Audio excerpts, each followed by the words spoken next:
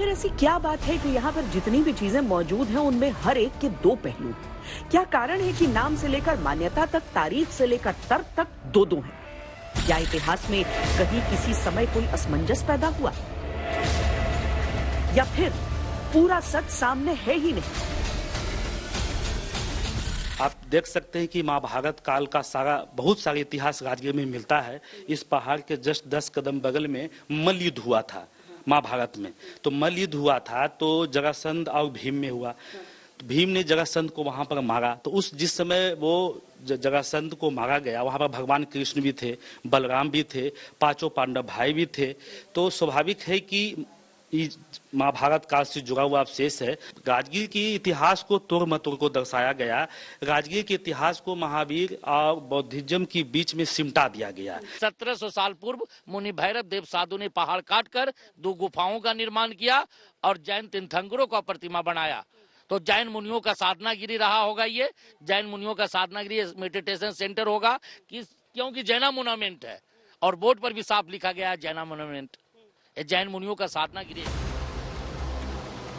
दिमाग इन सभी चीजों को सुलझाने में और उलझ रहा था, क्योंकि हर पक्ष तर्क तो दे रहा था, कुछ किताबों की दुहाई भी दी जा रही थी, लेकिन कोई भी ऐसा तर्क नहीं दे पा रहा था जो दूसरे विश्वास को संतोषजनक तरीके से खारिज कर पाए। हम अब इस बात को भी विस्तार से समझना चाहते थे कि स्वर्ण या सोन, इस भंडार का नाम है क्या और इसमें फर्क क्या है। क्या कहानी है स्वर्ण भंडार की? सचमुच में स्वर्ण भंडार है यहाँ? नहीं, इसका क्या हकीकत है मैं बता रहा हूँ। ये जगह का नाम बोला जाता है सोन भंडार।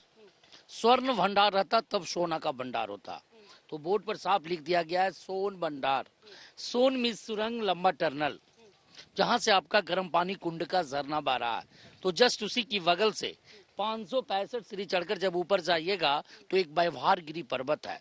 उसी व्यवहारगिरी पर्वत के जस्ट बगल में सप्तर्णी गुफा और बिपली गुफा है।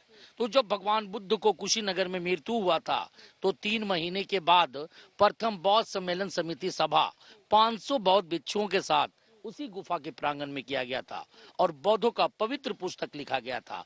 सुपिटक, विनय पिटक, अभिधम, मतलब त्रिपिटक की रचना मुनि कैसव जी के द्वारा किया गया था।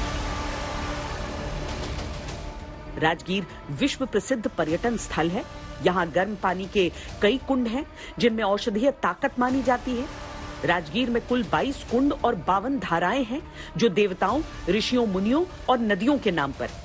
तो क्या वाकई ऐसा हो सकता है कि इस गुफा के नीचे पानी या खनिज का भंडार हो, जिस कारण इसे सोन भंडार कहा जाता है? पर अगर ऐसा है तो उसके लिए एक गुफा के निर्माण की आवश्यकता क्या पड़ी?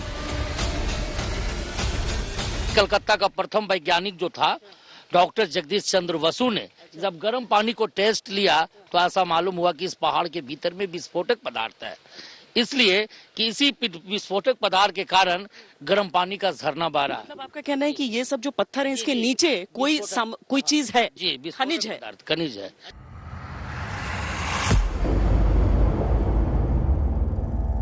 अब हम अपनी तफ्तीश के अंतिम पड़ाव पर थे।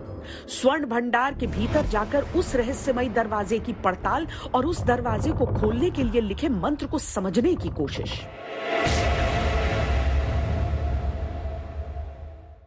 देखिए, अब हम इस गुफा के भीतर आ गए हैं, जहां पर कहा जाता है कि इसी दीवार, ये जो मेरे पीछे आपको ये हिस्सा दिख रहा है, यहाँ के उस पार आप तभी जा सकते हैं जब दीवार के इस हिस्से में एक अलग लिपि में लिखा हुआ एक मंत्र, कुछ पंक्तियां आप पढ़ लें।